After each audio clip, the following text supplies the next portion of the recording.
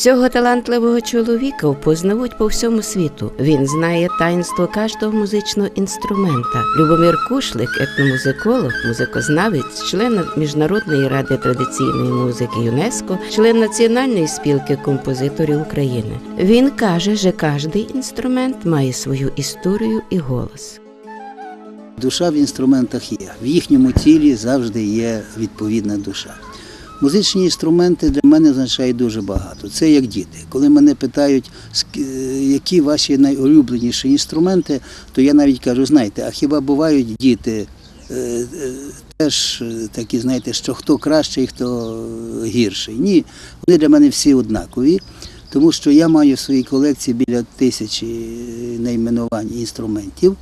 Звичайно, це не 1000 різновидностей, але у всякому разі це речі навіть, які в побуті використовуються. От музей етнографії, так, лежать пранки, маглівниці, ребрачки, яких по-різному називають, вони теж використовуються як музичні інструменти. А в жодному музеї майже не знайдете, крім Закарпатського, власне, Ужгородського краєзнавчого музею, де є ребрачка, лежить як музичний інструмент. І тому підкови використовуються, роги, дзвоники, як музичні інструменти. Душа в них кожного своя. По-різному вони грають, по-різному вони використовуються в різних обрядах. Перш за все, ми забуваємо, що часом кажуть, то хіба це музичний інструмент, а він щось поганенько грає, в нього щось звук не такий. Ми забуваємо про це, що наші предки первинним мали не навіть звучання, а функцію, яка була позамузичною. Наприклад, підкова грали, тому що це мало принести щастя, символ щастя, правда? І тому грали перед весіллям на підкову, бажали молодим щастя отим звучанням цього нібито інструменту, а насправді дійсно інструменту. Бо для музикантів, професіоналів, це що це за інструмент, правда? От у нас є трикутничок, вибачте, трикутник виник від підкови, а не навпаки. На рогах грали як символ багатства, перш за все на коляду. Чому? Бажали колядками, щедрівками, вінчівками, багатьох приплодів, багатства, добробуту господарям, і в тому числі таким рогом, і пізніше і трембітою. Оскільки ріг був символом багатства. Все добро колись тримали в рогах, звідси він в античному світі ще в 5 класі вчився, зараз кажуть, в 6 класі вчать, що це є символ багатства, такий, розумієте, античний, ріг достатку, англічани кажуть, symbol of rich, але ми до сих пір використовуємо його як символ багатства.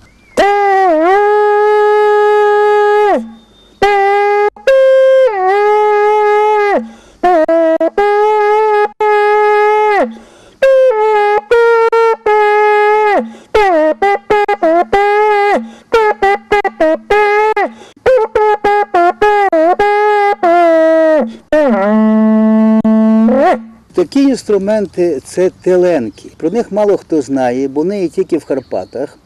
І перш за все в гуцулів, частково в бойків. І це є теленки, довгі сопілки, але без отворів. Отвір один замінюється тут грою пальчиком. Навіть оцей цікавий інструмент тим, що це він зроблений з кори. Знімали з верби або з липи, звичайно, кору. І вона слугувала музичним інструментом, яку сюди задували. Найголовніше, що теж цей інструмент вербова теленка міг грати під час Великоднього посту. Всі інструменти не грали, а верба у нас асоціювалася з пальмами при в'їзді Христа в Єрусалим. І тому у нас верба замінила оці пальми, і тому це став священний український інструмент, і він мав право тому грати під час Великоднього посту. Грали спеціальні мелодії великодні саме на тому єдиному інструменті, в Карпатах перш за все.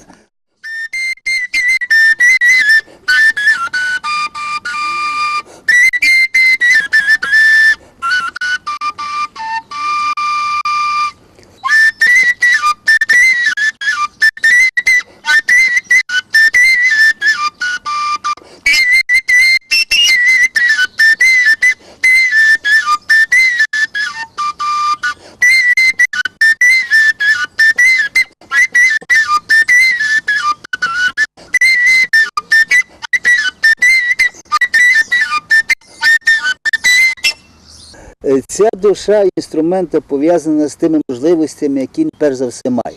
Він не може заграти таку мелодію, яку замовлять, а він тільки грає те, що може заграти. Якраз коломийки він прекрасно грає, в нього коломийкова душа. Верховинки він може заграти, повільні мелодії. Ну, наприклад,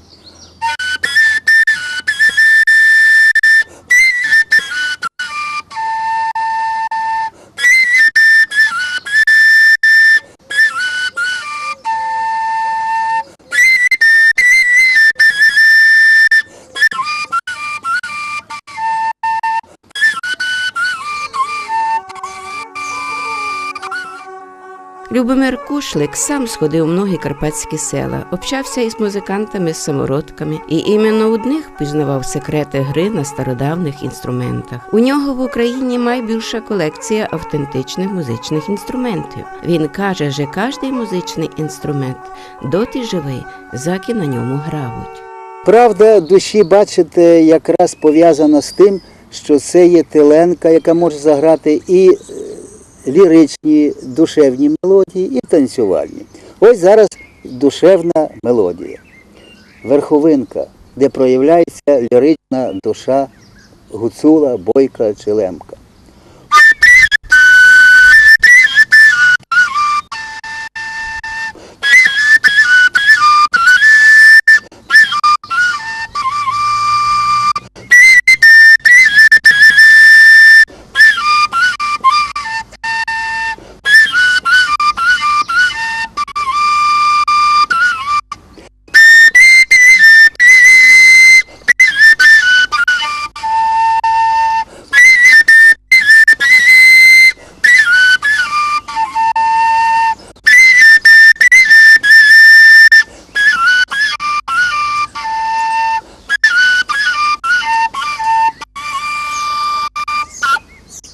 Я як фольклорист їздив і в Карпатах, перш за все.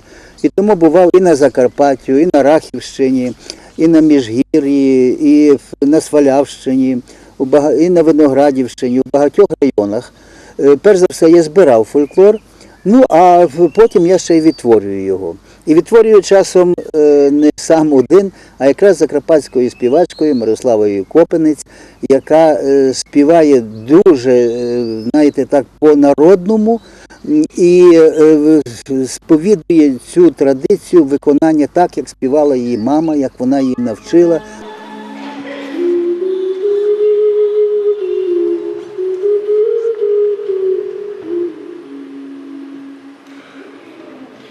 Ой, чи сину гачі, не є дома мамочі, ой, чи сину гачі, не є дома мамочі, пішла мамча в поле співбрати соколи, пішла мамча в поле співбрати. Цей інструмент називається окарина. Він хоч великий, але ніжно грає, тому абсолютно підходить до виконання таких колискових пісень.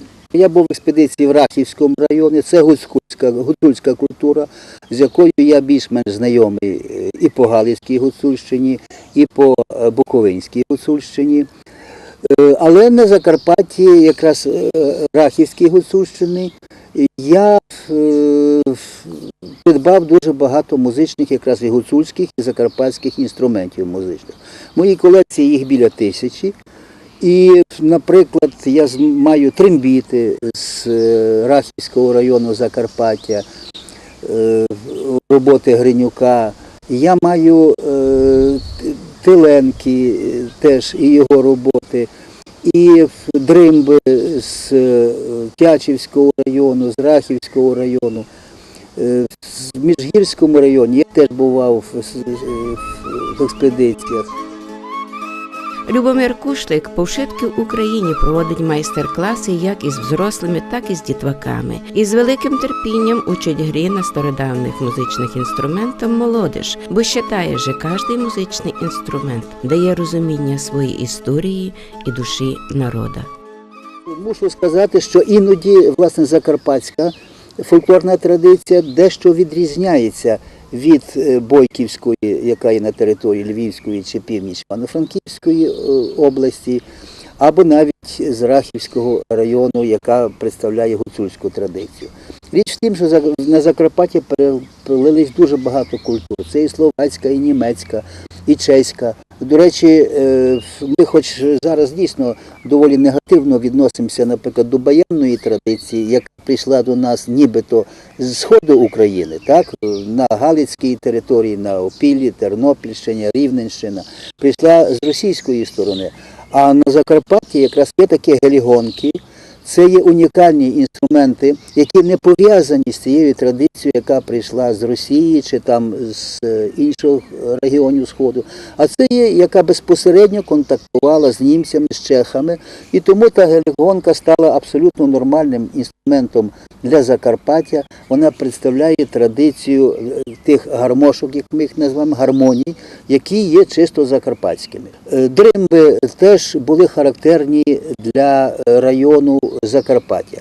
На дримбах колись до війни ще грало пів території, було охоплено грою на дримбах, причому майже в кожному селі грали на дримбах не тільки мужчини, але й жінки. І навіть тому, що грали жінки, в деяких селах, навіть на Закарпаття, відмовляються грати особи чоловічої статі, мотивуючи це, що це жіночий інструмент. Насправді цей інструмент не має, так би мовити, якихось статевих різновидностей. Грають і мужчини, і жінки. Але кажуть, що дримба – це магічний інструмент. Так, це і магічний інструмент, тому що користувалися ним і мольфари. Мольфари і закарпатські, і галицькі грали на таких інструментах, як інструментах з якимись заклинальними функціями. Вони, приміром, заклинали дощ, так, тобто або зупинити дощ, або викликати дощ.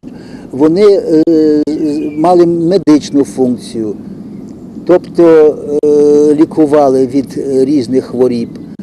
Ну, наскільки це правда, це важко сказати, але у всякому разі це був такий психологічний фактор, який сприяв тому, що звичайні люди вірили в таку дію магічну цього інструмента і, відповідно, психологічно виліковувалися. Річ в тому, що дійсно він може мати і певні фізичні впливи на ауру людини, на його стан медичний, тому що сам інструмент сам по собі не грає. Він абсолютно сам по собі звуку майже не видає. Вся основа людини, черепна коробка, ротова порожнина слугує для того, щоб видобувати ті звуки, а не тільки сам язичок. Череп і все сприяє резонансу. І оця резонансна властивість цієї музики, очевидно, може сприяти на деяких частотах тому, що вони, так як фізичні різні прилади, які є медичними, так, використовують різні коливання різної частоти спектру, і тому, очевидно, такий інструмент міг дійсно для багатьох слугувати таким медичним засобом. Ось я заграю на такій дримбі.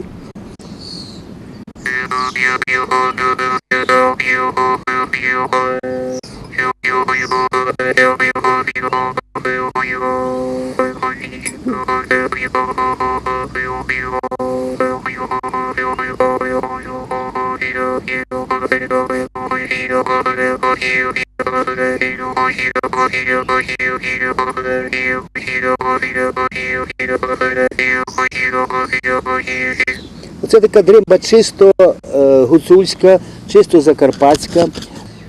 Такий інструмент вже трошки інший, він грає нижче, тобто настроєний вже на нижчі властивості резонансу. І тому, можливо, він діє на якісь окремі органи, спрацьовуючи як фізичний прилад.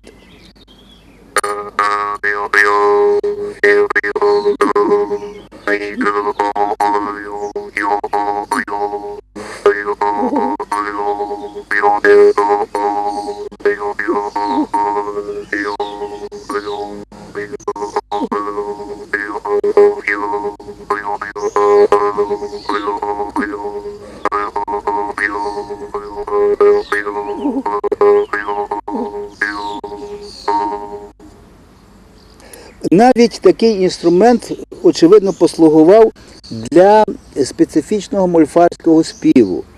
Ми, на жаль, не на Гуцульщині, а вдалося записати на Галицькій і на Буковинській Гуцульщині специфічний горловий спів, який притаманний, як всі думають, тільки східним народам. Але оскільки у румунів, гуцулів румунів, які опинились на території Румунії, записали такий же ж горловий спів, то мені вдалося і моєму попереднику Ігорю Мацієвському, відомому збирачеві гуцульського фольклору, записати горловий спів. А це виглядає приблизно так.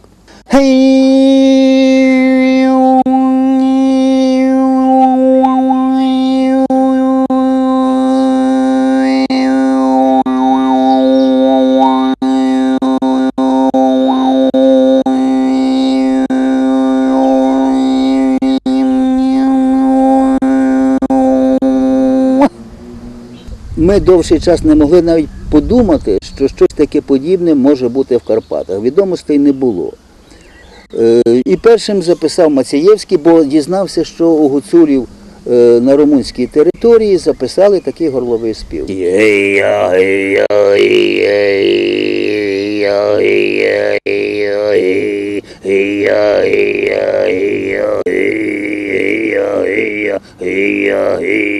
Ми довший час думали, що це тільки властиво народу монгольського походження, Тібет, навіть в В'єтнамі існує такий тип співу. А виявилося, що він у нас зберігся ще. Але це було буквально 2-3 останні виконавці, які знали, як це робити. І мене навчив трошки такий Григорій Матійчук з Косово. Правда, я зразу не зрозумів, тому що пізніше я вже довідався, як це детальніше робиться.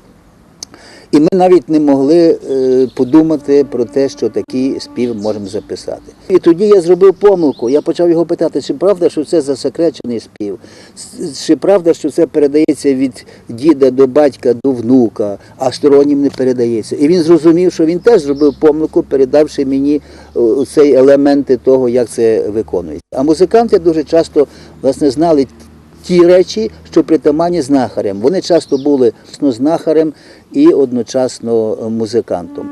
І тому він перестав відповідати на всі мої далі запитання, які запитав, коли використовується, чи при лікуванні, чи при замовлянні. І лише врахувавши наші помилки, один з музикознавців українського походження, Ярослав Мироненко, який працює в Молдавії, займався буковинсько-молдавськими зв'язками, і сказав, що цей спів, що я записав, використовується для функції лікувальної. Як думаєте, що необхідно для того, аби ця мова інструментів була донесена до більш ширшого кола людей? Ну, перш за все, потрібно і мало, і багато. Нам, українцям, має бути стидно, що ми не маємо музею музичних інструментів. Польща їх має 4, в Словакії є, в Чехії є, а ми окремого не маємо. Якщо тільки ви думаєте, що в Закарпатті є дійсно в краєзнавчому музеї така прекрасна колекція музичних інструментів, правда, регіону Закарпаття, то це правда.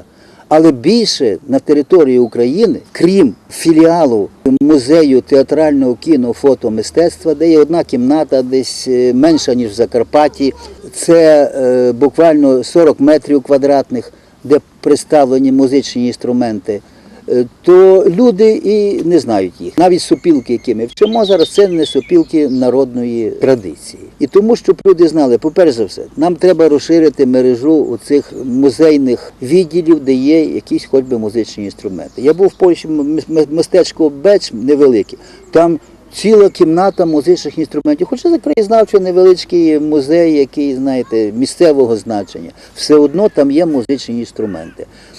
А у нас, на превеликий жаль, в такій інструментальній культурі, яка є в Україні, поки що збереглась, то ще годі пошукати у світі. І тому на телебаченні, на радіо, зараз знов настала епоха, знаєте, трошки такої іншої традиції, шукають якісь елементи більш сучасні, і тому думаю, що це застаріла, і музика застаріла, і обряди застаріли, але це ця культура, якою ми можемо пишатися. І для того, щоб вона традиційно існувала і далі, потрібно її підтримувати на рівні держави, на рівні місцевих органів. І ви знаєте, тут є ситуація, коли ця зараз традиція, коли надана регіонам різним властивість самоуправління, вона з однієї сторони добра, а з другої сторони і негативна. Уявіть собі, що що нам музеї, що нам 3 музичні школи райони, мені достатньо одної музичної школи, мені достатньо одної художньої школи в районі, що я маю в районі 3 музичні школи тримати, розумієте? Але музична школа повинна починати із вивчення тих музичних інструментів, які характерні для даного регіону, правда? Ми про це хочемо сказати, що деякі вже школи в деяких регіонах повідкривали відділи фольклорні.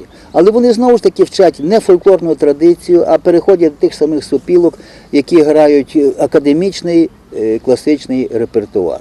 Хай вони починають з нього, але хай не забувають про фольклорну традицію, яка є в даних місцевостях.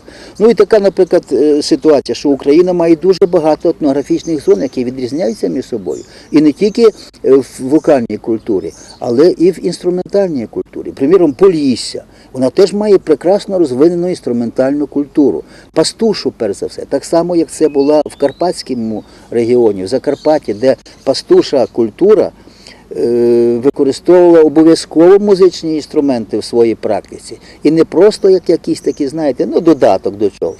Якщо вівчар не міг грати на трембіті, він ніколи не став старшим трембітарем, ватагом на полонині. Бо його обов'язком було вийти рано, до схід сонця заграти, так? Зустріти сонце, славень сонцю заграти. Потім всі мелодії, які він повинен був знати, відповідні до дій пастушої отари. І ви знаєте, навіть отара вже чула, ага, раз там грають на сопілках ту мелодію, вона вже знає, що їй треба йти на обіднє доїння. Вже це казочка про чарівну сопілку не є вже ж така казочкою, вона створена на основі певних фактологічних даних. Тому що от пастуша культура була з тим пов'язана. Музика, сопілкові духові інструменти, які сопілки різні, дуди, трембіта, різні варіанти теленок, це все було пов'язано з пастушою культурою. Як думаєте, музика що дає для розвитку душі кожної національності? Музика, перш за все, повинна бути елементом, який асоціюється з певною, будемо казати, народністю, з певним народом, який сформувалися. Бо формувалася вона в різних етнічних зонах, в різних географічних зонах, і незважаючи на те, що багато спільних коренів є у культурі багатьох народів, все-таки оця відрубність певних етнічних зон, відрубність певних етнографічних діалектологічних груп сприяла тому, що і музика формувалася з врахуванням інших особливостей. А в нас, на жаль, система музичного виховання спрямована саме на використання європейської традиції класичної. Це добре, але це є звужене розуміння походження музики і тої частини репертуару народного, який пов'язаний з життям кожного конкретного народу і його етнографічних груп. Тому музика, перш за все, є такою, яка визначає ідентифікацію певних етнографічних груп, і за музикою можна відрізнити. Так як за діалектами можна відрізнити. Але ви знаєте, на превеликий жаль, багато діалектів вже просто пропадає. І навіть філологів, які вчать в університеті, привчають воювати проти місцевих діалектів для того, щоб була єдина уніфікація. Це, з одної сторони, зрозуміло, але це і підриває корені певних етнографічних груп. Так, як сталося з лемками. Лемки вже мало хто вже вміє лемківською мовою розмовляти, і гваром, як вони кажуть, так, лемківський гвар. Вже мало хто може, не тільки тому, що їх переселили в 46-47 році насильно з тих територій Польщі, Словаччини, а навіть ті лемки, що є на Закарпатті, вони вже більш уніфіковуються в мові, намагаються вже так літературно говорити, щоб не виглядати, що вони нібито з села. Не село розмовляє діалектом, народність, етнографічна група розмовляє певним музичним діалектом. і, перш за все, фонетичним мовним діалектом. Фонетика – це теж страшна річ. Я до сих пір завидую багатьом закарпатцям, які вміють так сказати отакі глибокі, які я ніяк не можу відтворити, бо я на Галичині жив. Розумієте? А оце таке характерне там, слова. Ну, лексика, вона ще сприймається багатьма людьми. Тому що лексику запозичити легше, а фонетику запозичити – це надзвичайно важко. І дуже добре, що такі закарпатські навіть філологи і інші театральні діячі вміють відтворити місцевий діалект. Тільки прошу завжди не думати про це, що діалект – це є суржик. А діалекти мають бути збережені, по крайній мірі зафіксовані, так як вони є, бо улітературнювати цю ситуацію є доволі складно і навіть, будемо казати, трошки злочинно, бо ми свої корені підрубуємо, на яких ми були.